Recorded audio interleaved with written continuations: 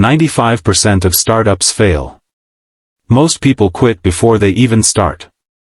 Why? Because they think success is about luck. But it's not, it's about mindset and strategy. If you want to be the 5% that succeeds, here are 6 tips you need to know. Tip 1, start before you're ready. Most people wait for the right time. But the truth?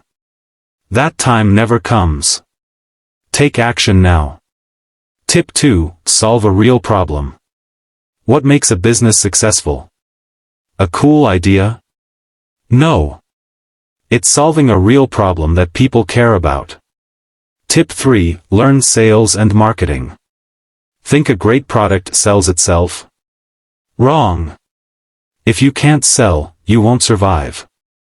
Master marketing. Tip 4, fail fast, learn faster. What if you fail? Good. The faster you fail, the quicker you learn. Every mistake is a lesson. Tip 5, build a strong network. Do successful people work alone? Never. Your network equals your net worth. Connect with the right people. Tip 6, stay consistent. Most give up too soon.